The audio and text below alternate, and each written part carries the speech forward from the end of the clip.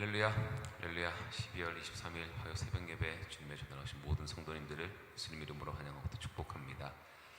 저희들 인생에 아무리 힘들고 무겁고 그런 어두운 밤처럼 느껴지는 상황이 있을지라도 하나님 반드시 그 한가운데 빛으로 오심을 저희들이 믿고 우리 진정한 빛 되시는 주님만 바라보며 나아가는 저희들 모두가 되길 소망합니다. 우리 시간 우리 삶의 빛이자 구원자로 오신 예수님을 함께 찬송하며 나아갑시다.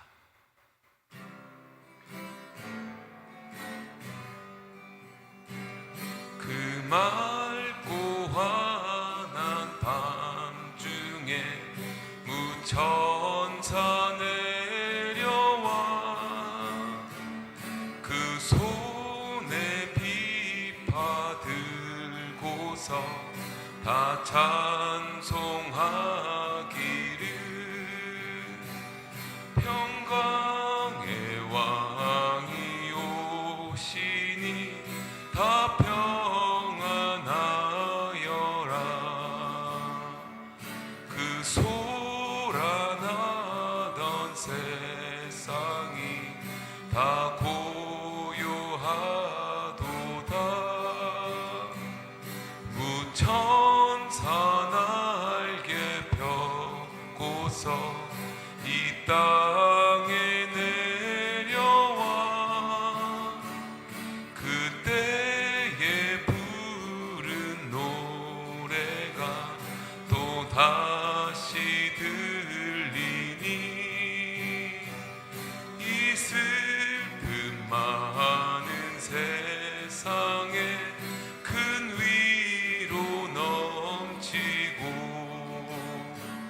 온 세상 기뻐 뛰놀며 다 찬송하도다. 괴로움 많은 세상에 짐 지고 가는 자 그 험산 출령 넘느라 온몸이 고난아 이 죄악 세상 살 동안 새 소망 가지고 저 천사 기쁜 찬송을 들으며 쉬어라.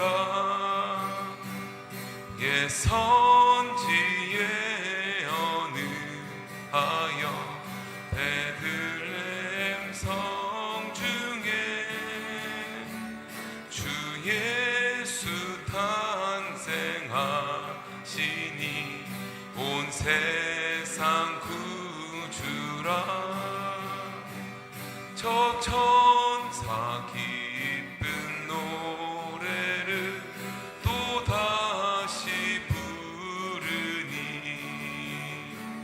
온 세상 사는 사람들 다 화답하도다. 온 세상 사는 사람들 다 화답하도다.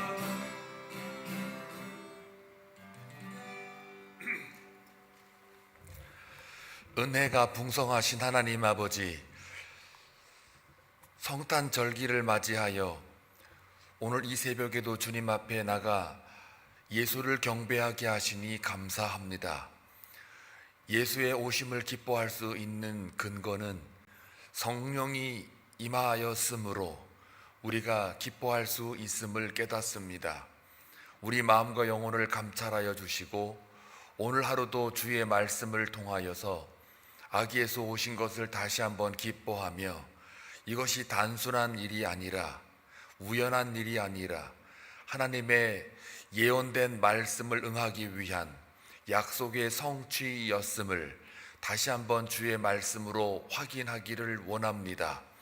마찬가지로 우리의 삶도 그저 왔다가 지나가는 그리고 끝나는 삶이 아니라 하나님께서 창세 이전부터 우리를 택정하신 은혜로 말미암아 우리를 나게 하시고 믿게 하시고 하나님을 알게 하시는 그 하나님의 작정하심과 주권과 섭리가 있었음을 다시 한번 확인할 수 있는 귀한 은혜를 허락하여 주옵소서. 2025년도가 다 저물어 갑니다. 며칠 남지 않았습니다. 유종의 미를 그리스도 안에서 거둘 수 있도록 우리 교회를 통하여서 임마누엘 하여 주시고 또 거룩한 성도들의 삶 속에 언제나 하나님의 평강의 왕이 우리와 함께 동행하는 것을 확인하며 기뻐하게 하여 주옵소서. 그리하여 우리의 아기 예수 오신 이것이 누가 왕인가를 다시 한번 묻고 이제는 내 삶의 주인이 아니라 예수 그리스도가 왕이요 주인이심을 고백할 수 있는 귀한 성탄절기가 되게 하여 주옵소서. 오늘도 주님의 말씀을 통하여 다시 한번 우리를 살펴보며 하나님의 영광과 하나님의 마음과 열심을 깨닫는 귀한 은혜를 더하여 주옵소서. 영상으로나 대면으로나 주의 말씀을 듣고 예배 가운데 있는 믿음의 권속들 위에 아버지의 기름 부으심과 아버지의 보내심을 순종하며 십자가 달려 돌아갔던 그 예수 그리스도를 본받아 오늘 하루의 삶도 우리가 자기를 부인하며 십자가를 지고 가는 귀한 은혜도 허락하여 주옵소서. 예수님의 이름으로 기도하옵나이다. 아멘.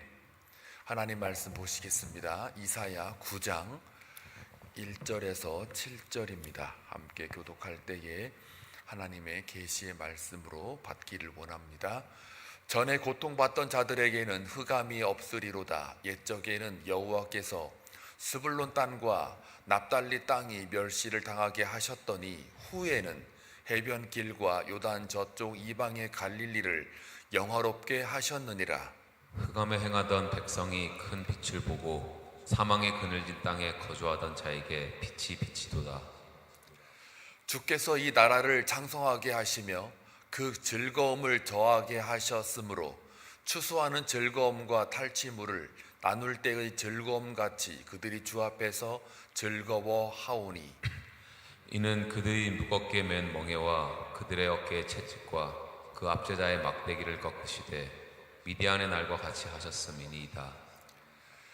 어지러이 싸우는 군인들의 신과 피 묻은 겉옷이 불에 섭같이 살라지리니 이는 한 아기가 우리에게 낳고 한 아들을 우리에게 주신 바 되었는데 그의 어깨에는 정사를 메었고 그의 이름은 기묘자라 모사라 전능하신 하나님이라 영존하시는 아버지라 평강의 왕이라 할 것입니다.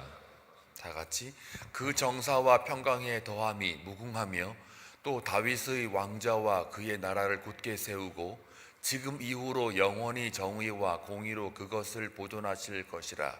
만군의 여호와의 열심히 이를 이루시리라. 아멘. 이사야서 9장의 역사적인 배경을 좀 잠시 설명을 해드려야 오늘 이 본문이 정확하게 이해가 됩니다. 이사야 시대에는 어둠의 시대라고 합니다. 역사적인 면에서도 그렇습니다. 왜냐하면 이스라엘의 지역을 세 군데로 이렇게 나누어 보면은 북쪽에는 갈릴리라 그랬고 그 중간에는 사마리아 그리고 남쪽에는 유대라고 불렀습니다. 그래서 예루살렘이 유대에 있는데 예루살렘에서 보면 이 갈릴리라는 지역은 맨 위 북쪽에 있고 또 역사와 어떤 군사 그리고 종교적으로 또 영적으로 여러 면에 볼 때에 북방에서 이 침략하는 사람들이 이방인들이잖아요. 특별히 뭐 그 당시에 이제 강대국들이 많았는데 걸핏하면 그 갈릴리라고 하는 그곳은 언제나 쉽게 침략을 당해서 짓밟히기가 쉬운 지역이 갈릴리 지역입니다. 특별히 오늘 1절에 나와 있는 바와 같이 스불론 납달리 땅입니다. 신약시대 와가지고는 스불론 납달리 그 다음에 가버나움까지 포함을 하지요. 그래서 이 스불론 땅과 납달리 땅에 멸시를 당하게 하셨다라고 할 때 이 땅이 해변길과 요단 저쪽 이방의 갈릴리를 영화롭게 했다라는 이 말을 근거해 보면, 갈릴리가 워낙에 어둠의 세계였고 지역이었기 때문에 특별히 또 전쟁이 났다 그러면 제일 먼저 침략당하는 곳이라 이방인들이 쉽게 넘나들어서 금방 섞여서 살았기 때문에 갈릴리 지역을 이방의 갈릴리여라는 말을 하기도 합니다. 그래서 오늘 이 본문에 갈릴리를 갖다가 이방의 갈릴리라고 부르기도 하는 배경이 여기에 있습니다. 그렇기 때문에 이 땅을 2절에 보니까 흑암에 행하던 백성의 땅이라고 말을 하죠. 고통받는 자들에게 흑암이 없다라는 말 속에는 이 갈릴리 지역 스불론과 납달리 땅이 고통이 있고 흑암이 있고 또 멸시를 당하는 땅이었다라는 것을 말해주고 있습니다. 그러니까 한마디로 말하면 어둠을 상징해요. 갈릴리 지역은 이 스불론 납달리가 어둠을 상징해요. 그때 이 어둠이 문제를 해결하려면 뭐가 있어야 됩니까? 빛이 있어야 되겠죠. 근데 그 빛이, 어둠 자체는 빛을 찾을 수도 없고 스스로 그 빛을 만들어낼 수가 없습니다. 빛이 주어져야만 합니다. 비춰줘야만 해요. 그래서 이 갈릴리를 상징하는 이 어두움이라는 것은 오늘날 우리가 예수 믿기 이전에 세상에 그 죄의 사망 권세 아래에 있었던 우리의 모습을 상징하기도 합니다. 그래서 우리의 사망이 왕노릇한 그 삶 속에 생명의 빛이 예수 그리스도가 이 땅에 오시는 것, 이것을 오늘 1절과 2절을 비춰보면 맥락이 같습니다.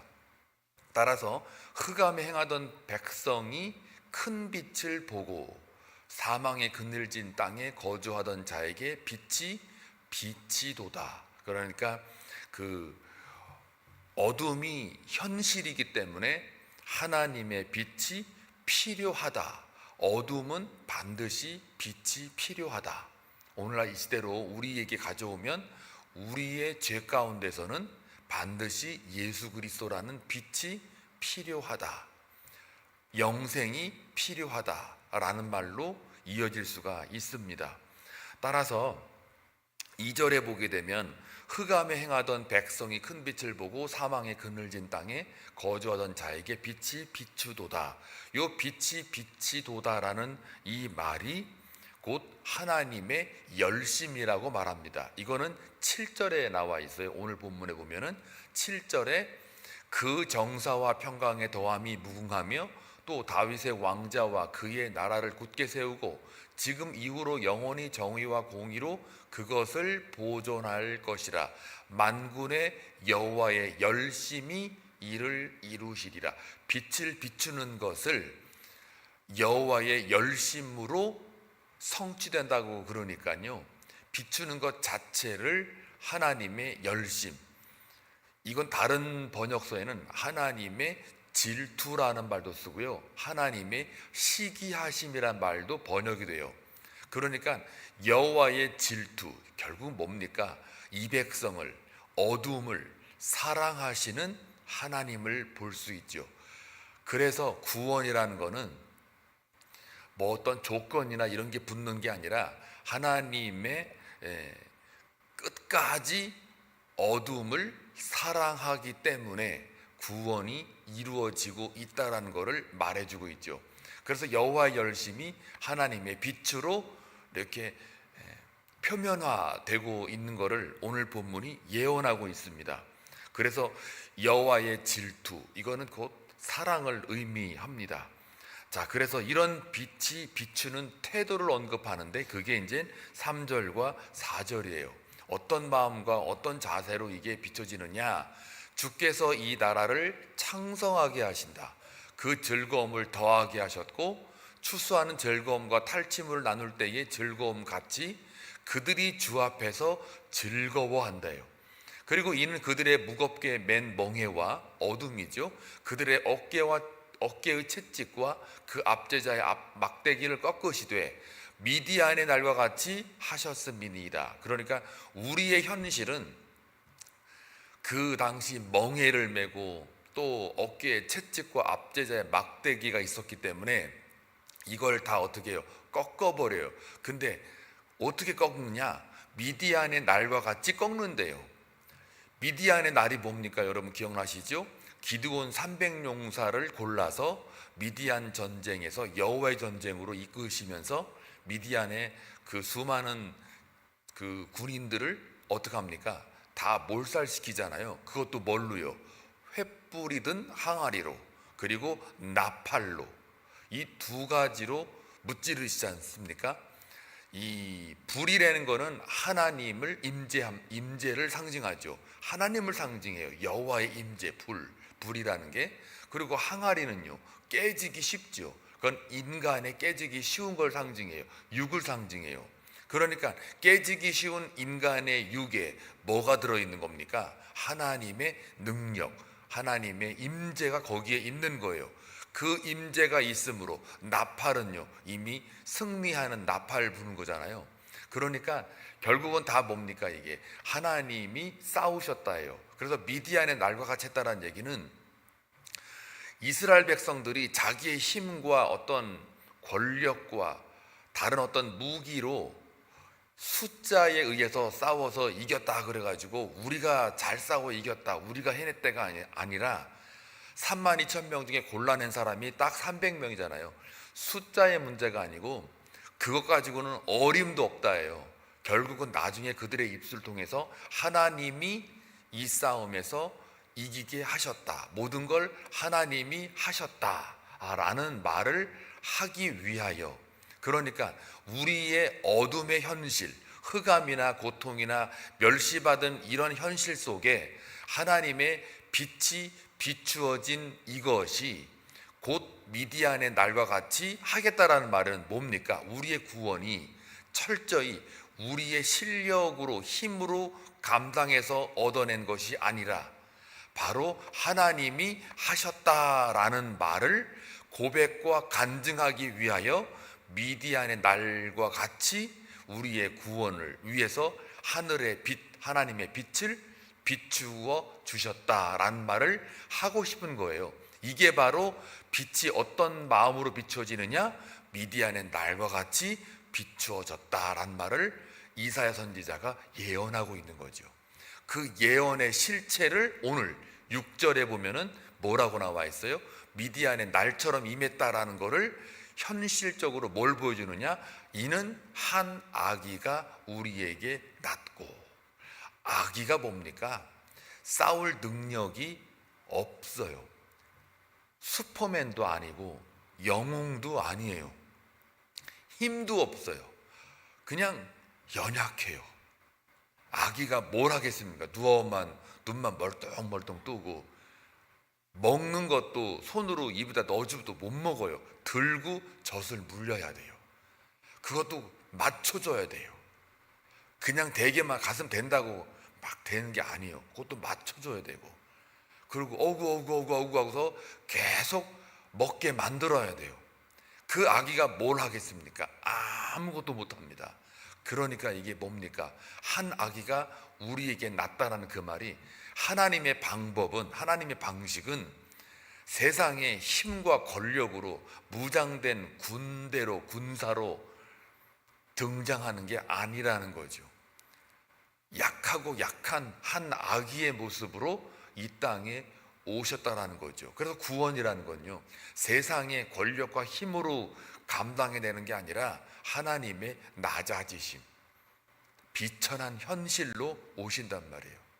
그게 하나님의 빛이었어요. 그게 구원을 갖다가 어떤 세상의 힘과 권력으로 만들어낸 것이 아니라 이렇게 한 아기가 우리에게 낳다라는 거, 또 우리에게 주셨다라는 거, 그의 어깨에는 다스림, 정사를 메었다라는 거, 통치자로 책임을 지웠다라는 거예요. 그의 이름은 기묘자라, 원더풀 카운슬러라고 영어로 번역되어 있는데, 저거는 펠레라는 말입니다. 히브리어 펠레. 저건 무슨 뜻이냐면, 인간의 이해로는 도저히 헤아릴 수, 이해할 수 없는 어떤 신비의 모습이라는 거예요. 그의 이름이 그냥 신비 자체예요. 그리고 모사라, 이게 카운셀러죠. 그러니까 통치자예요. 지혜의 통치자. 그리고 전능하신 하나님, 영존하신 아버지, 평강의 왕이라 할 것입니다.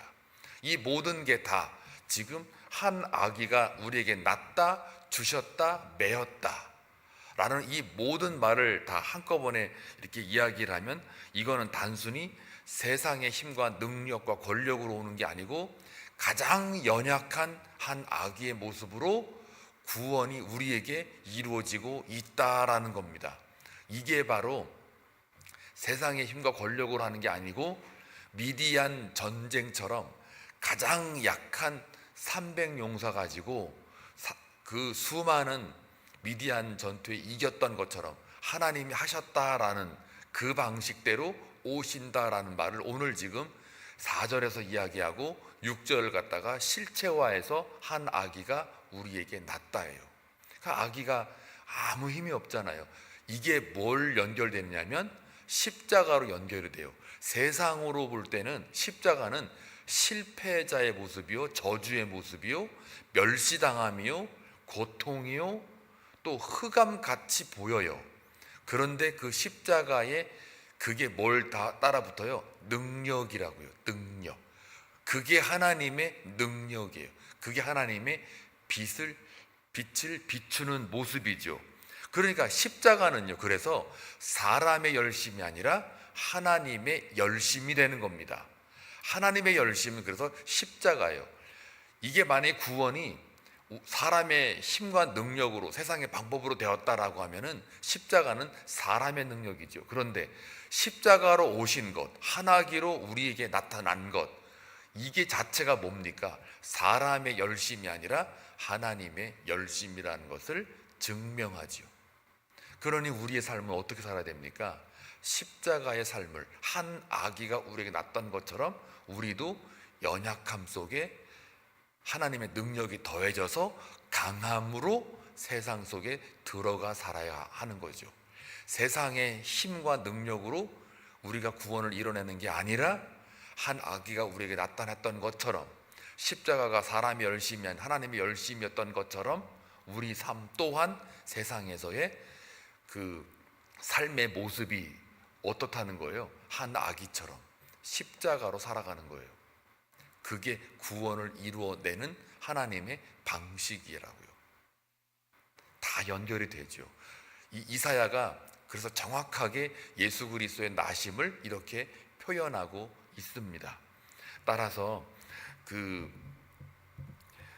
우리 주님은 비참하게 겉으로는 실패한 것처럼 보였으나, 그러나 죽어가는 약한 자의 모습으로 보이나 결국은 그것이 오히려 미디안의 날과 같이 되는 것과 같은 맥락이다라는 이야기를 하고 있는 겁니다. 그러니 저와 여러분은요, 구원받은 게 여러분의 실력으로 어떤 세상의 지혜로 받은 게 아니라 그저 어두운 현실 같은 우리의 삶 속에 하나님의 빛이 우리에게 비추었다. 그래서 우리의 구원을 우리의 선택이나 열심으로, 우리의 지혜로 얻어진 것이 아니라는 것을 확인시켜 주죠. 그저 하나님의 끝없는 우리를 향한 사랑하심으로 인한 결과로서 이 구원이 이루어졌다라는 것을 고백하게 하죠. 모든 것을 다 하나님이 하셨어요 라고 말입니다. 그래서 가끔 우리가 하나님 하셨어요, 무슨 행사하고 나면은 다 하나님 하셨어요, 인사말로 이렇게 가볍게 넘기시는데 그건 겸손이 아닙니다. 하나님 하신 거 겸손의 표현이 아니고 사실입니다. 다릅니다. 여러분이 이건 다 겸손이 아니지 하나님 하셨어요 라고 말해야지 이렇게 말하는 순간 그 마음속에는 자기가 겸손한 줄 알고 자기 의로 돌려져요. 그냥 그거는 하나님의 일하심의 팩트예요. 사실이라고요. 겸손과 사실을 구별하셔야 돼요. 이해가 되시죠? 그래서 이 본문을 통해서 우리가 뭘 깨달아야 되느냐, 우리가 흑암과 사망의 그늘에 앉아 있었던 자들이었던 것을 인정하셔야 돼요. 우리의 삶의 현실은 원래 정체성이 어둠의 현실이었어요. 그냥 암흑이었다고요. 근데 그 암흑이 스스로의 힘으로 빛을 찾아낼 수도 없고 볼 수도 없어요. 그냥 빛이 비춰줘야만 내 어둠이 사라지는 거예요. 빛이 강렬할수록 어둠은 그냥 물러가는 거예요. 무엇이 어둠이냐, 무엇이 빛이냐라고 정의를 내릴 때 어둠이란 빛이 없는 곳이 어둠인 거예요. 빛이 없는 곳. 그러니까 세상은요, 어둠이죠. 왜요? 예수 그리스도 빛이 없으니까요. 그러니까 여러분이 빛과 소금이 되라는 말은 되라가 아니라 이미 여러분은 예수 안에서 빛이 되어 있습니다. 여러분의 정체는 무엇입니까? 빛입니다. 빛이 되라가 아니에요. 여러분은 빛이 될 수 있는 자격과 힘과 능력이 원래부터 없습니다. 여러분의 실존은, 정체는 그냥 어둠이었어요. 근데 그 빛이 여러분에게 비춰져서 여러분이 밝아진 것 뿐이에요. 아시겠습니까? 정체를. 그러니 우리가 그걸 알아야 돼요. 내가 원래부터 빛이 아니었단 말이에요. 그러니 그 빛이 내게 비춰짐으로 인해서 내가 빛이 되었어요. 뭐예요? 빛의 자녀가 되었어요. 그리고 난 다음에 한 아기로 오신 주님처럼 우리도 세상의 힘과 권세로 싸우는 게 아니라 그리스도의 능력으로 싸워 나아가는 거예요. 그리스도의 능력이 뭡니까? 빛이죠. 그 빛이 내게 왔으니 이제 그 빛이 우리를 통하여서 발산한단 말이에요. 발광하는 거예요. 비춰진다고요. 그래서 이사야 선지자 60장에 보면은 마지막에 뭐라고 그래요? 이스라엘 백성들에게 일어나 빛을 발하라. 이게 뭐 그냥 구호가 멋있다 그래가지고 너희들은 일어나 빛을 발하라 뭐 이렇게 말하는 게 아니고요. 이게 다 예수 그리스도가 탄생을 하시고 우리 가운데 거하고 dwelling이라고 하죠. 거하니까 우리가 빛이 됐단 말이에요. 너희가 빛이니까 이제는 일어날 때가 됐어 라고 선포하는 거예요. 근데 아직까지도 우리는 현실을 보면 다 주저앉아 있어요. 빛인데 주저앉아 있어요. 좋은 차 사줘가지고 타라고 그랬더니 전부 다 거라지에 갖다 놓고 사용을 안 해요. 안 해요. 그럼 뭐예요 그게? 아무것도 아니죠. 다 녹슬어 갖고 나중에 못하죠. 여러분은 빛이에요. 그래서 미디안의 날처럼 같다라는 그 말은 우리의 삶도 다른 사람들에게 복음을 증거할 때, 복음의 삶을 살아갈 때 우리의 힘과 능력으로 전도하는 것도 아니고 구원을 완성해 가는 것도 아니에요. 그저 하나님이 끝까지 우리를 사랑하시고 세상을 끝까지 사랑하시니까 그 구원이 우리를 통하여서 비춰지게 되는 거예요. 우리는 그저 통로에 불과합니다. 그래서 우리는 약하게 보이나 강함이라. 이게 고린도후서 12장 9절 말씀입니다. 너희가 약할 때 강함이라. 왜요? 그리스도의 능력이 어디에 머물러 있어요? 강한 우리에게 머물러 있는 게 아니라 약한 우리에게 거기에 머물러 있기 때문이에요. 그러니까 보배와 같은 우리 그릇이라고 했으니까 보배가 그 안에 들어가 있으니 겉으로 보기엔 질그릇이죠. 깨지기 쉽죠. 그런데 거기에 그리스도가 보배로 들어가 있으니 그거는 보배를 담은 그릇이죠. 그게 더 중요한 거예요. 항아리가 깨지기 쉬워요. 근데 거기에 하나님의 임재, 횃불이 거기에 들어가 있어요. 그러니까 그 깨지기 쉬운 항아리가 돋보인단 말이에요. 뭐 때문에요? 그 횃불 때문에. 그리고 싸움에서 언제든지 이긴다고요. 근데 그 이기는 그 방식이 세상의 권력과 힘이 아니라는 거예요. 세상의 군대와 무기가 아닌 거예요. 그저 낮아지심으로 십자가라는 방법으로 세상을 이겨낸단 말이에요. 한 아기로서 이겨낸다고요. 근데 여러분들은요, 한 아기로서 세상으로 들어가야죠. 힘센 어른으로 들어가는 게 아닙니다. 힘센 어른으로 들어가면 세상이 더 강합니다. 근데 하나님의 나라는 한 아기같이 약한 그 존재가 세상으로 들어가는 거예요. 들어가서 이기는 거예요. 왜요? 거기에 우리가 싸우는 게 아니거든요.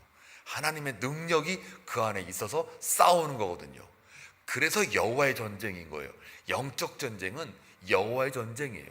우리의 인간의 전쟁이 아니에요.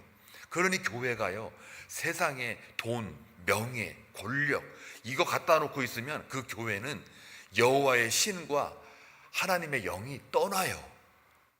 그런데 그 교회가 약하고 정말 세상에 보기에는 너무 연약해 보여요. 그게 진짜 교회예요. 그 안에 한 아기로서 미디안 전쟁에 이겼던 기드온의 그 약함 속에 300명이라고 하는 그 약함이 거기에 있을 때 하나님의 능력이 부어지는 거예요. 그리고 하나님이 싸우는 거예요. 여러분의 인생도 똑같습니다.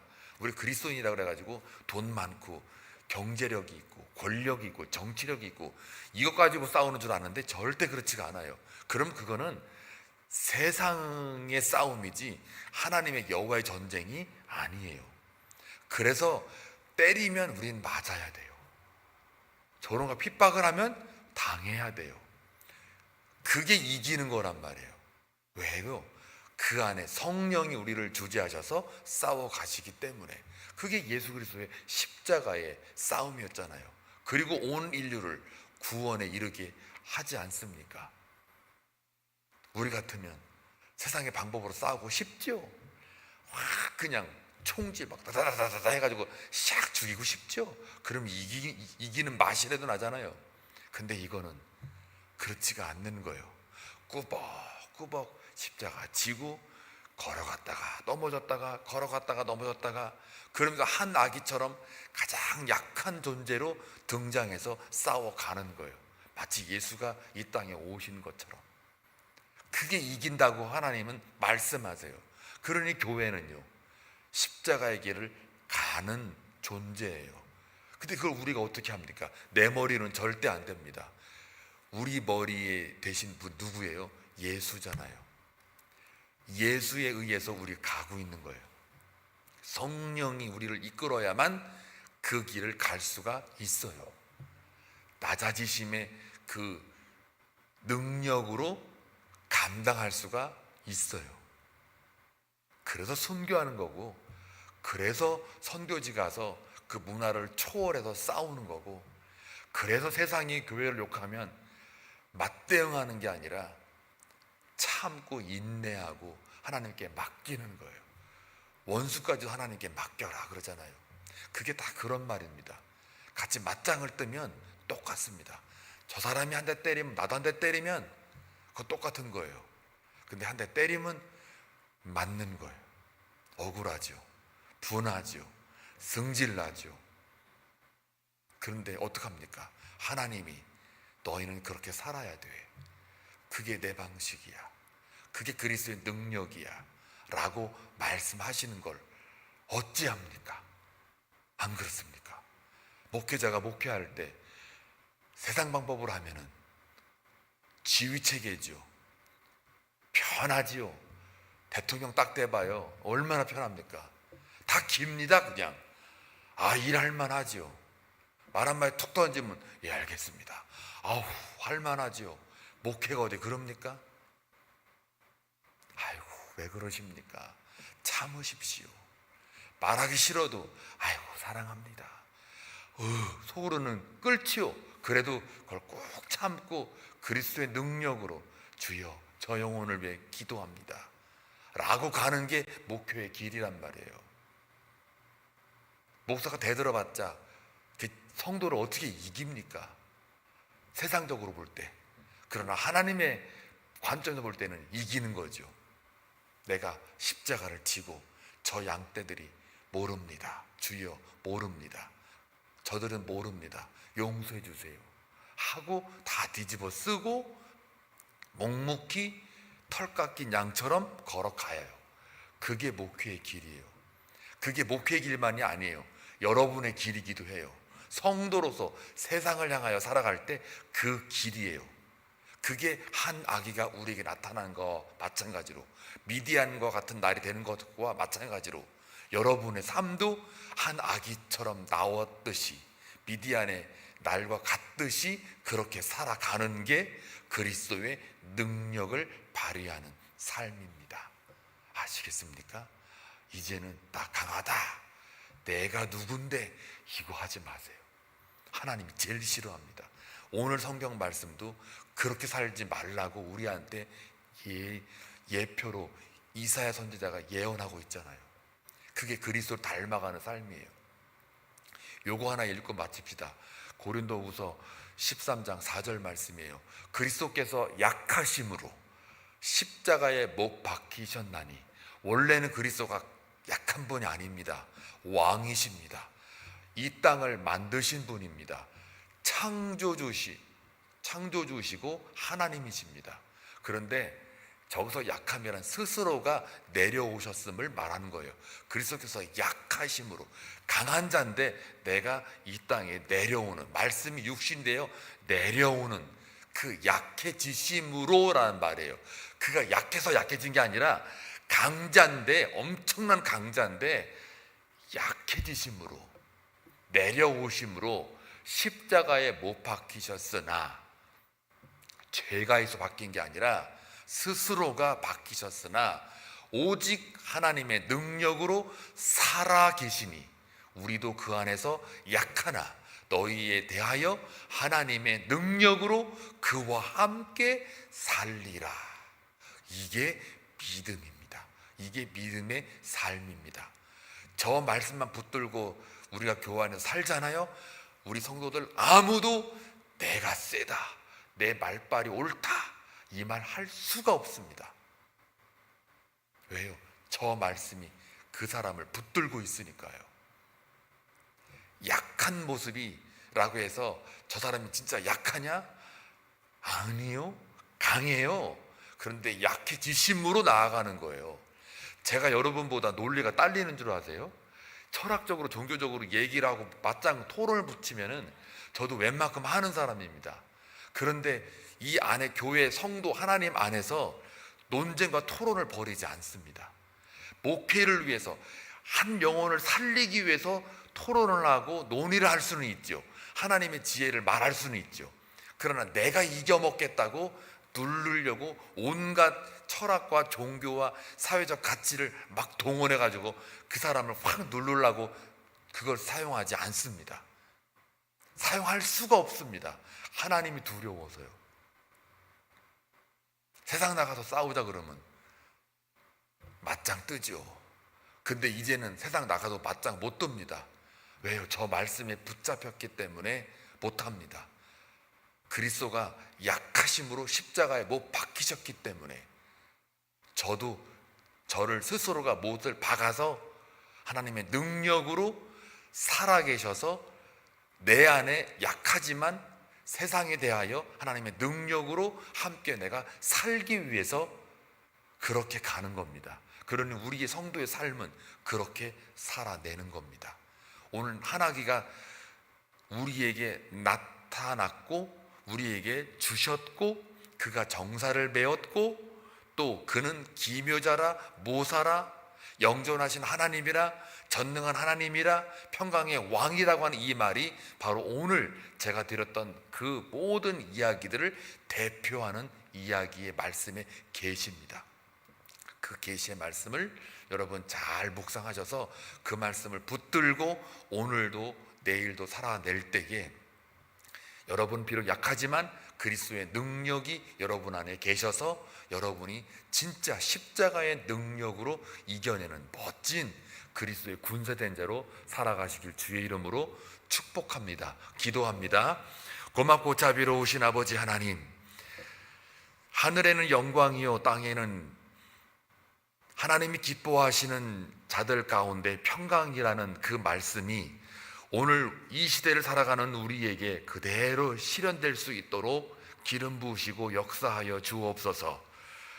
예수 그리스도께서 강자지만 약해지심으로 십자가를 지셨고 그 안에 하나님의 능력이 살아계셔서 바로 우리를 향하여 하나님의 능력으로 말미암아 함께 살고자 했던 그 예수의 모습 속에 우리의 삶도 오늘 성탄 절기를 맞이하여 아기 예수가 이 땅에 오시고 특별히 한 아기로 오신 이 의미와 오늘 말씀처럼 미디안의 날과 같이 하셨다라고 하는 이 예언된 말씀을 따라서 우리의 삶도 그렇게 살아갈 수 있도록 성령 하나님께서 우리를 붙잡아 주시고, 비록 우리가 겉보기에는 약해 보이나 그러나 하나님의 능력이 우리 가운데 머물러 있으므로 우리의 삶이 세상을 이겨낼 수 있도록 주여 끝까지 사랑하시고 인도하여 주옵소서. 기도하는 백성들을 하나님 그냥 내버려 두지 마시고 기도 가운데 하나님의 뜻이 무엇인지를 분별하여 오늘도 내일도 주님 오시는 그날까지 영원히 동일하신 하나님의 은혜를 붙들고 나아가는 귀한 삶이 되게 하여 주옵소서. 예수님의 이름으로 간절히 기도하옵나이다. 아멘.